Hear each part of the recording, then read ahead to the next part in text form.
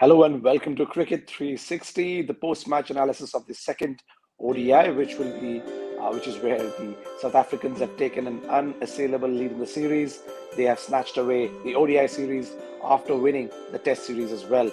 I have Joydeep Mukherjee with me, and we'll be talking about what went right for South Africa, what went wrong for India. Joydeep, maybe let's start literally with what went right for South Africa. From my opinion, Quinton de Kock, that keeping, I was amazed that the gentleman was not wearing pads. He was swift in his keeping. He took the match away along with Malan right in the very first 10 overs. What went right according to you for Team South Africa? Was it the batting, or are you also impressed with their spin bowling or any other aspect? The first thing that went for South Africa was that they got a below par Indian team. That's the first thing that worked in their favor.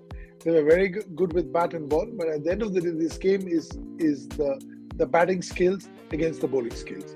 It's the bowler who calls the shots, lets the ball's in his hand. Most important thing, he lets the ball go, and then the batter reacts to it. That's what this game is all about. So I think we in these two games have been way below par.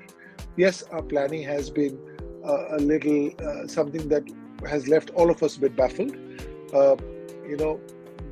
We've spoken a lot about the people playing at 4, 5, 6, playing Ravindra Jadeja is not there, so the tail is looking way too long, especially for one-day cricket. Ashwin in Test cricket and Ashwin in one-day cricket are two different things. Shardul Thakur again, batting well, but going at 7 runs and over doesn't do the job for you. What has been most disappointing for me has been the role of the Indian spinners. I know Chahal had a good day today, but Ashwin looked very ordinary. Bhuvaneshwar Kumar was bowling at the pace of Venkatesh Iyer. So, the pace has dropped, and that's a cause for worry. So you need to know what the reasons are. I think we underestimated the South African side in Test matches, in one-day cricket. If we knew this was going to be a team, maybe we would have kept a Mohammad Shami back. Because you can't have your fast bowler bowling at 122 and the keeper standing up to the stumps. With Rishabh Pant keeping up to Bhuvaneshwar Kumar, he's telling you that he's struggling, whether it's an injury, whether it's just lack of form, whether he's just trying to put the ball in the place and not worry about pace. God knows. But at the end of the day, sitting miles away, it just looks like this is not an attack that can take 7, 8 wickets. The wickets are not green anymore like it was in the Test matches. There's not much juice in it. So this is where you need some very skillful bowlers to be able to get wickets. And we have failed getting wickets, and we have also failed to bat well consistently in these two one-dayers. Yeah, well said. This reminds me of my childhood in the 90s where, we would always see kind of India struggle against South Africa irrespective of the format. To me, India did, again, kudos to Pant for scoring the highest, ODI by an Indian wicketkeeper against South Africa. Well played. Of course, Rahul was dropped twice, and then that funny run out, chance that was kind of bundled as well. Let's talk about Rahul. Did you think that he was playing the accumulator, or did you think that his scoring rate was a bit of a concern? Forget the drops, but especially power play 1. Do we need to score faster? Because in these conditions, 280, 290, I thought at one point 310, 320 is something that we should have gone for. See, as a skipper, he is feeling the heat. There's no doubt about it. One Test match, it didn't go well. The first one day didn't go well. There's a chance for him to make it up. And he's feeling the heat, rightly so. I also felt that, he's kind of lost, because he's saying that if I go hammer and tongs and I get out, I have no idea what happens. If I'm taking my time, Shardul Thakur is batting in the 37th over and Ashwin is batting in the 41st over. So maybe I need to take more time if that's the case. I don't want Shardul Thakur to come into bat before the 46th over, as good as he is, because you want your batters to bat 45, 46, 47 overs, and you don't mind going hammer and tongs at the back end. But we are having Shardul Thakur bat in the 37th over. We had Ashwin bat in the 38th over in the last game. So clearly, our batting is not beefy enough at this point in time. And all the batters in the top are feeling it. KL Rahul more so, because he's the skipper. Virat feeling it as an ex-skipper and a senior player and a world beater. Shikhar Dhawan feeling it as a guy who's been around for a long, long time and a solid performer. And if you talk about the others, so Rishabh, Shreyas, Venkatesh, they still have not understood the value of batting 4, 5, 6. As good as they are, they will need a bit of time. This is how you learn. There's no other way. There is no magic injection or a crash course or anything. You have to go through the grind. But our problem has been that we've got three guys, in spite of Rishabh playing really well. I thought he could have got 130, 140. Because he got up with a lot left. He left a lot in the middle out there. So it's not about the 85 that he got, because when he gets runs, I don't get surprised because it comes so easily to him. But the value of 130 today would have won him the game. So he gave his 100 away. He left about 50, 60 runs of his own in the middle, and ultimately that could be the difference between India having a more fighting total. So anything below 320, 330 on these wickets is way below par. And you needed your bowlers to really be on song, get them to 20 for 2, 37 for 3, 78 for 4. Then you had some chance. Once they got off to a fly, it was only a matter of time. Let's talk about Pant, the batsman, and we'll come to the bowling, because obviously bowling was absolutely dismal. We need to speak about Bhuvaneshwar if we have seen the best of him already. But Pant, I mean, what in the initial segment, I guess two questions and 1 point is that I was pretty happy to see that the way Pant was attacking Shamsi right from ball one. It was good to see that counter attack. It was good that in the middle he was nudging around, taking singles. I thought, I really thought today was his day to get his first 100. Absolutely agree. The fact that he could have gotten there before the 40th over says so much about him. The question for you is, do you see him as our ideal permanent number 4? Because I know there is no ODI World Cup in the vicinity, but we have to solve these middle order problems. So the fact that he was given this chance, do you reckon he's going to be our bet, or eventually we'll see someone like a Surya Kumar Yadav, or if Rohit's back, will KL drop down? Where do you see the number 4, 5 in terms of who do we need to give a longer rope? See, I have a feeling it's up to Rishabh really how he wants to approach this. This has been given to him. He can make this his own. If he plays another 3-4 knocks at number 4 and really goes and plays the way a number 4 should, anchors the innings, builds on it, then at the fag end, of the inning, he can go and show what he can do. But it's a long game. It's a lot of responsibility. The further up you come in the batting order, the more number of balls and overs you have to play with. So I would ideally want Virat to play at 4 and Rohit, Shikhar and KL to play 1, 2, 3. Because I feel Virat is somebody who knows how to play, who is a master playing in the middle, playing the long game. And with him in the middle, it'll be easier for a Pant, a Surya, or whoever, newcomer, to bat with him and learn the tricks of the trade. Because right now, Rishabh also with all the talent, and I love the guy to bits, but he's not the guy to guide a Shreyas Iyer, guide a Venkatesh Iyer, because he's learning the tricks of the trade himself as well. Okay. Now the others don't have as much of ability as much as Pant does. So Pant can do crazy things on a cricket field, which Shreyas Iyer with all his talent cannot, Venkatesh Iyer with all his talent cannot, because talent is often measured the way you play, not exactly by the number of runs you score. And this is why I feel that Rishabh Pant, if this was Rishabh Pant 2 years later, I think he would have been 140 not out today. That's what was there for him. But he hasn't realized that he's too young and immature cricket-wise to be able to understand what he left in the middle today. It's a very interesting thought that, you're saying Shikhar stays with Rohit, KL comes, and then Kohli, and then probably you're looking at either a Surya Kumar, Shreyas, Venkatesh. Yeah. Again, the question now is, let's talk about Venkatesh. We had played the Virat at 3 for the T20s, but Virat at number 3 for the T20s, but for the 50-over version, 1 down, 4. Right. And Venkatesh, is it a matter of time, or obviously he seemed like a confident guy, still early days. From whatever little that you saw today, he bowled as well. Does he seem international material, or what do we need to do? Do we persist with him? See, this is a tricky one because Venkatesh, with lovely guy, confident everything, but he's still very new. He's very new to this. His ascent to international cricket has been very, very, quick. And so if we say, he had a very good IPL in the second phase. First phase, nobody even knew that he was part of the team. Second time he came, opened, batted in the power play. He must be finding things difficult right now because, with 5 men outside the circle, 4 to start off with outside the circle, he still has some amount of planning that he needs to put in. Batting in the power play is a lot simpler, easier. You can get away with a lot, which you can't at the back end. They have some plans for it. It's evident the moment he comes to bat, their plans are in place. They're executing it well. And the plans only become successful when you fall for it. And at this point in time, Venkatesh Iyer in the first game with the bouncer pulled to square leg at the long end, that was a trap. He holed out.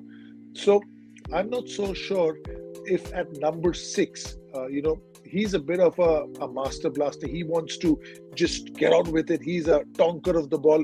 6 is you need to tonk when you have the 45th over, 46th over. Because in the so you would reckon a Jadeja or a Pandya would kind of easily walk in? I would play Surya Kumar Yadav ahead of him any day. Okay. I would because he only came into bowl today when they were 160 for 1. So he's not your primary bowling option in any way. He's kind of your last resort. Oh, okay, let's give him a bowl as well. So he's like right. That. So he's not somebody he's not your sixth bowler. He's your also cat bowler. Your sixth bowler, right. You go to him when they were 70 for 1. Give him a couple of overs to see what he can do. Let's just put it this way. If there was Jadeja instead of him playing, would Jadeja come to bowl at 160 for 1? He wouldn't. Because he's held his own with the ball. He's made his name with the ball. So I get the feeling they're not sure about Venkatesh Iyer's bowling prowess as yet. Which is why it's more reasons for Surya to play.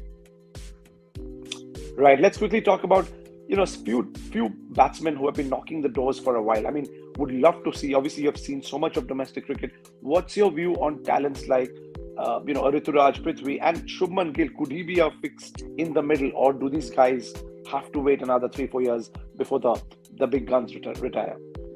No, if they want to play in the middle, they have to start playing in the middle for their state, for their zone. They have to get ready for it because the skills are totally different. So right now, Prithvi, the way he bats, he will not have the same strike rate, not have the same success coming in number 4 or 5. It's a totally different skill set, mindset altogether. It's still bat and ball, I agree, but the approach is totally different. Okay, one is driving on the highway and one is driving on a slightly bumpy road, a couple of potholes here and there. So you slow down, then there's a bit of a nice space, and then you pick up, and then you hit a couple of potholes. So you a lot more molding required when you bat in the middle. And also you bat in the middle because 2-3 wickets have fallen. When you go and open, you don't have the pressure. You have 10 wickets behind you or 9 behind if your partner has got out. So having said that, Shubman also likes to bat at the top, and they're all people who like to play. So we need people like Surya, people who in the middle, even Ishan Kishan bats at the top. See, the problem is that everybody in white ball wants to bat at the top because that's where the cream is. Because you get 20 overs, stroke 50 overs. You get the new ball which pings off the bat. You get the fielders inside the power play. The problem with that is the development of a 4, 5, 6 is far less than a 1, 2, 3. So you'll find 8 guys at 1, 2, 3 doing really good, but at 4, 5, 6 you'll be by 3 or 4 guys. So that's the reason why our go on.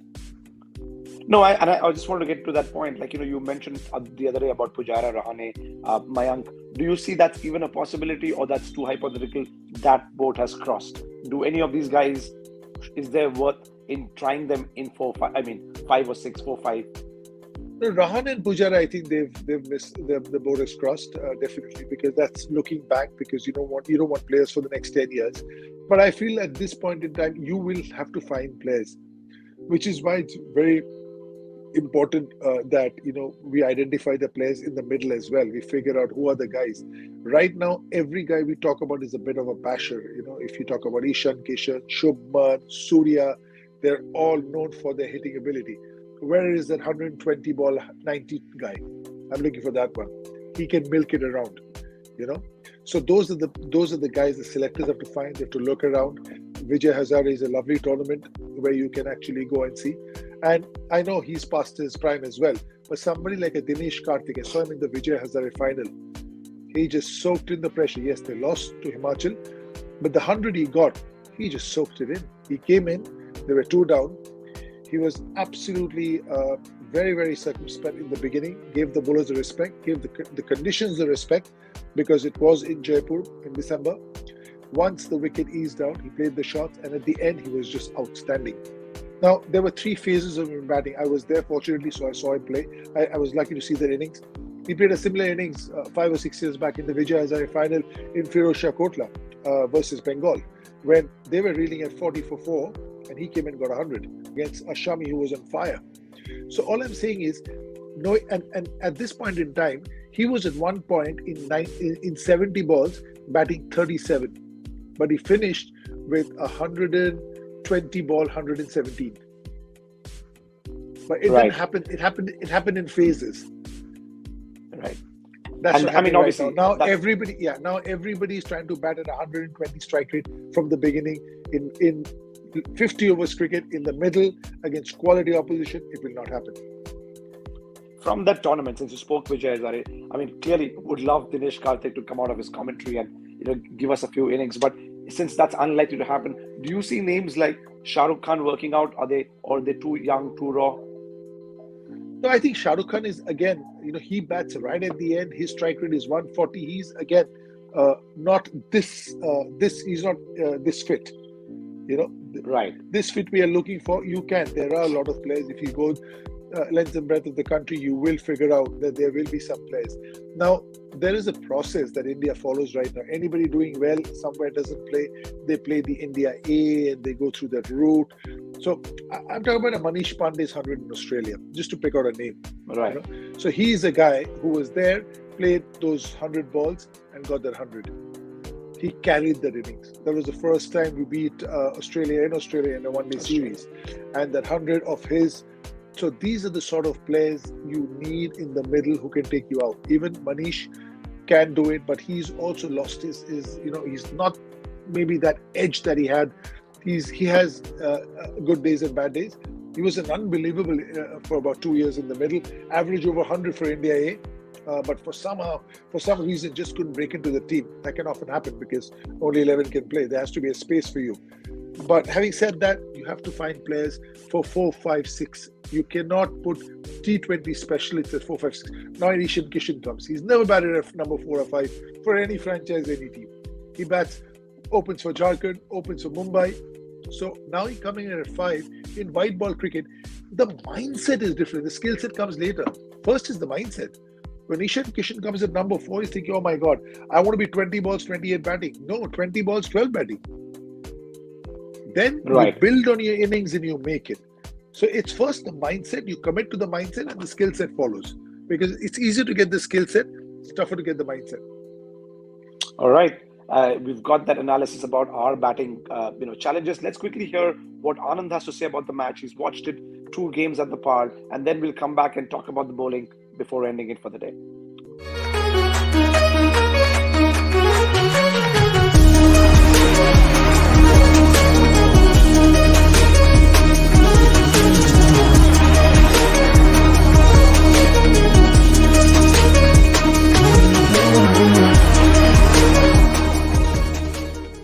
Came to South Africa full of hope, looking to make history and win their first ever Test series in these conditions. But that did not happen with a 2-1 loss. Now they have an even more bitter pill to swallow, with the 3-match one-day series being sealed 2-0. South Africa were just too good once again at Boland Park in Paarl. This time, chasing, South Africa really cruised to victory, made it a walk in the park. 288 was the target, and remember, nothing more than 250 has been successfully chased at this venue. But on the day, Yaneman Malan was just too good, and even though he didn't make a century, his 91 pretty much sealed India's fate. India's bowlers, no one could really make a dent. No one could put together a string of overs that would put pressure on South Africa's batsmen, and in the end, South Africa's bowlers just outdid India's bowlers. South Africa's spin bowlers were far better than India's spinners, and South Africa's batsmen played spin much better than India's batsmen did. All in all, a comprehensive performance from the Proteas to seal the series 2-0. India still have one match to play, one final game on this tour. That will be at the Newlands in Cape Town, and looks like this might be a good time as any to try out some new faces, try out some new tactics. For the one-day cricket they have played in these 2 matches certainly has not worked. They've looked flat, they've looked jaded, they look like they're playing an outmoded form of white ball cricket. Much will have to change before India's fortunes can revive again in 50-over cricket.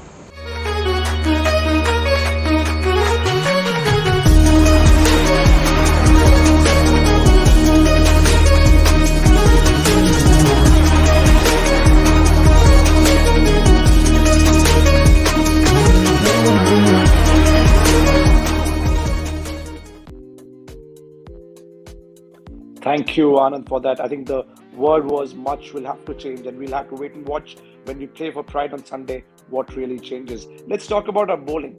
Two questions. I think does Ashwin still deserve a place in the ODI side, or do we need to try with someone? I mean, Chahal had a decent day, and given the fact that Ashwin doesn't average that much with the bat in the ODI, given that in the whole series, including the test obviously he's had a stellar record, but in the ODI, do you foresee India experimenting with someone else in the next series? And Bhuvaneshwar, I mean, he had so much potential. You're right. The pace, the swing, everything seems to have gone. And I wonder, is it because of the injuries that the man has suffered over the years? Before we get to the questions, one of the brightest spots for India has been Anand, who's looked dapper in the bright sun, coming with his comments. But yes, see, what I can't fathom is how can Aiden Markram bowl 8 overs for 34 and pick up a wicket where Ashwin's going at 10:58? I just can't figure that out. One, two, it goes to show that we haven't played spin as well as their batsmen have played against us. It's also what you dish out. I think Markram can't do a lot. He can do one or two things. He just puts it on the spot. And obviously, India losing the test series, losing the first one day, you tighten up. You feel the rope around your body, and you feel tight. You can't play freely anymore. Having also known that this is not a team in form. Ashwin's issue has also been that we've always had Jadeja at this place. In one day cricket, we have Jadeja who do equally well. Jadeja doesn't go at 7 runs and over. He's in 50 over cricket. His bad days are 5 runs and over. His good days are 3.5, 4 runs and over. So his range of low and high are not as much as Ashwin's, because Ashwin is more of a craftier bowler. So he can have days where he'll baffle you and run through you. He'll also have days when he will go for a few. But what has been really mesmerizing for me is the lack of wickets that he's got. I don't mind him going 10:68, but 10:68-4 would be great. Because I've had this chat with the great Saurav Ganguly, and he says that I always told Harbachan, I want 10:48-4. I don't want 10:30 from you, because then somebody else is going 10:70. Yeah. You're my wicket taker. I need you and Kumble to pick up 10:48, 10:52-4, 3. Because you're giving 5 runs and over, but you're picking up wickets. So which means you're doing somebody else's job as well. So if you have a 10 overs 31, then somebody else is taking the toll of that, you not picking up wickets. So taking a cue from that, it's all about picking up wickets. And as we see, we've been losing wickets consistently. I mean, we lost Shikhar, then we lost Virat, then there was a bit of a partnership. And in the partnership, you can feel the uneasiness, the uncertainty of what's going to come after this. What happens if we get out? What happens? Yeah. Where do we go? Who's going to bat for the next 18 overs? 18 overs is a long time. And we are hurrying up too much. These guys also don't know that Venkatesh Iyer has always been opening. He's just come into middle order after he made his India debut. He's only had one Vijay Hazare in the middle. He's always batted in the top. So now what happens to him is he's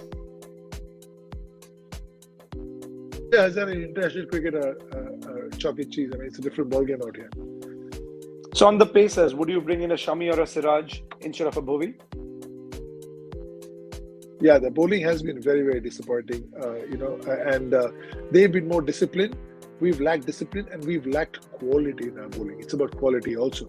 Bhuvi has looked very, very ordinary. Ashwin has looked a shade below him. Shardul, he has his limitations. Chahal was very good today. Bumrah was awesome today. But 2 bowlers can't win you the game. You need 4, maybe 5. Absolutely.